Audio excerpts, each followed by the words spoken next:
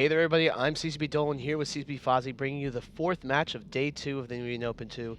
We have Kolbasz inside, better known as Hun Reloaded here in red, versus Agmar Money Team, better known as Pandemic Legion, here in blue. So why don't you tell us a little bit about what they brought? This is a very familiar matchup. It actually has a lot in common with what we saw yesterday in the Agmar Money Team match. Agmar Money Team coming in with pretty much exactly the same setup that they had last time. It's double Astarte, a Neros, Blackbird, Celestis, triple NEO. And they're up against, actually, although it's different ships, a very similar flying setup that they faced yesterday from Kolbasz inside.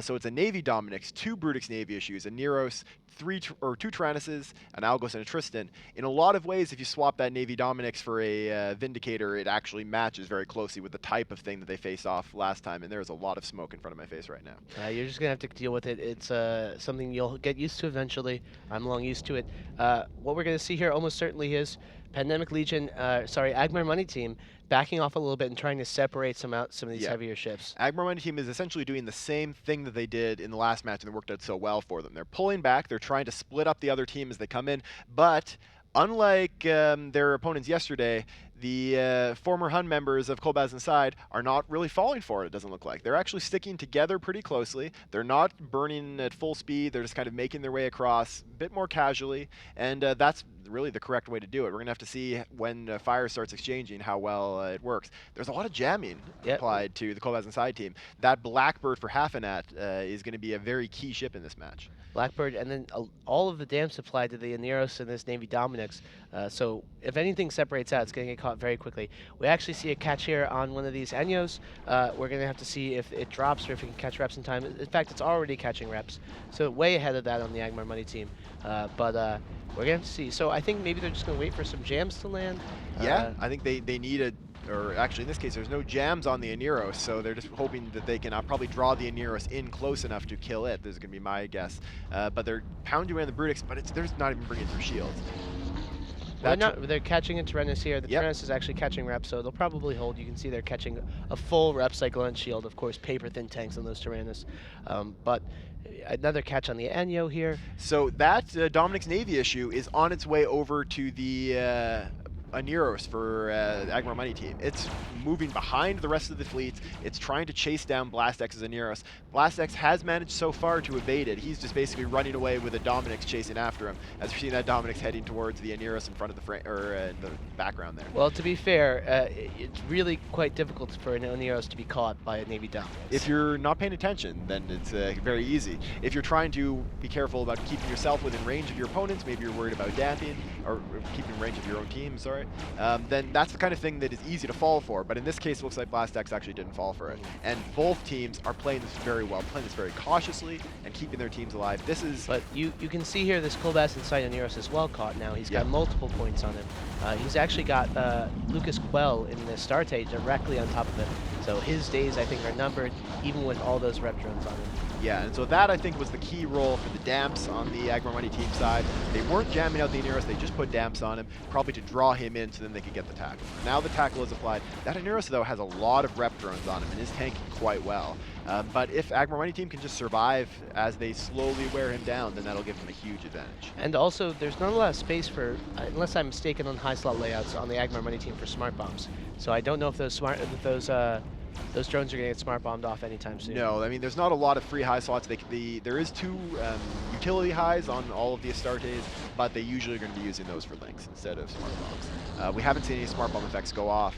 So it's just really this grinding battle at this point. The Astarte of Katael, Elise Randolph, the former CSM member, is the primary on Agmar Money Team, and he's tanking. And then the Aneros of Praetor there is holding up really, really well under a lot of damage. Now the Navy Dominix has come back into the fray, and he may be able to swing the tide. He's got newts, and he's got a lot of damage. Him applying onto that Astarte may actually turn it. Yep, exactly. So we're going to have to see. They really need to maybe send their Enyos after some of these rep drones. It looks like there's a flight of medium rep drones on there, something that those Enyos can probably quite easily hit. But they just need to clear this off. There's so much, but there's also just so much drone bay here. Everyone's shooting at drones actually right now. We're seeing I just saw the Algos for Kolbasz inside side shooting at Warrior 2s to try to take those down, because those Warrior 2s were shooting at the rep drones. So these guys are playing games with the drones, trying to get them down. And so actually, even though we're not seeing a ton of damage being applied to the teams, they are destroying valuable assets.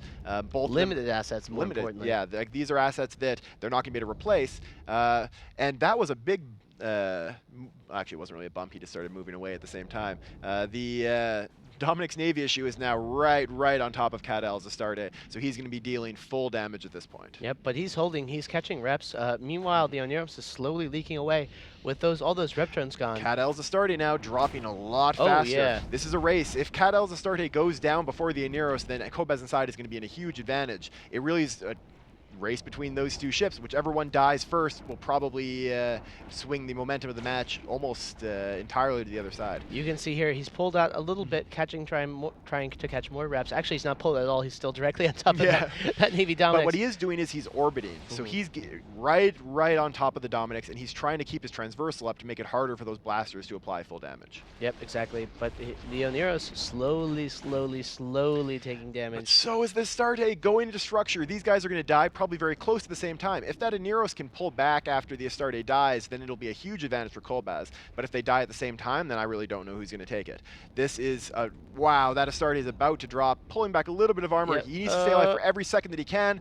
He's still there we go. There's the volley. Now we need to see what happens to the Oneros there for Kolbasz inside. If he continues to drop, then Agmar running team may be able to continue to actually keep this and take it. But if he doesn't die soon, then Kolbasz inside will win this match. Yep, he has no rep drones on him that I can see.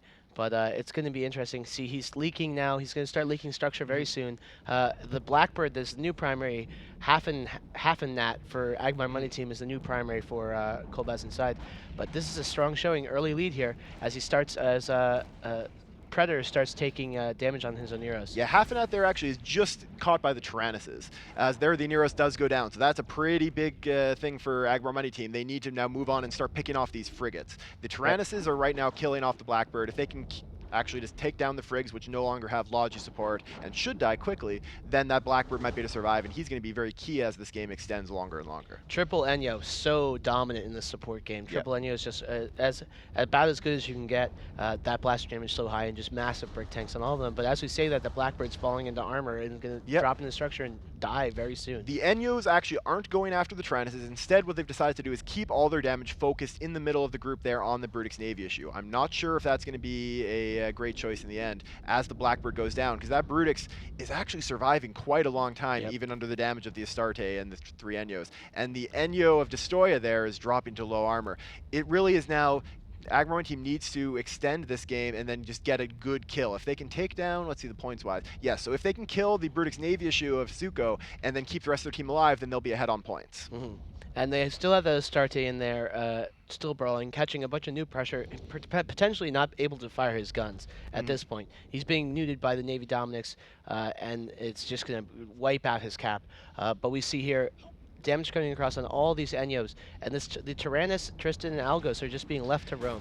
So those Tyrannuses are now on top of Blastex's Oneros. Those Tyrannuses are going to try to kill him. If they can actually finish him off, that's going to be huge, both in the points, because we're getting very close to the end of the game, and this game probably will go to points, but then also that would allow them to take down those NEOs, which are only staying alive because of the Oneros. Blastex is going to go down here, I think. He's already falling into low armor. Tezuko is going to go down as well, though, but I really think Kolbasz inside has the advantage at this point. This is a very strong showing from them, and even if they trade the Oneros and Brutix Navy issue, they're both going to be ahead on points, but then also in a great position to keep those NEO, or to knock those NEOs down and keep the point lead.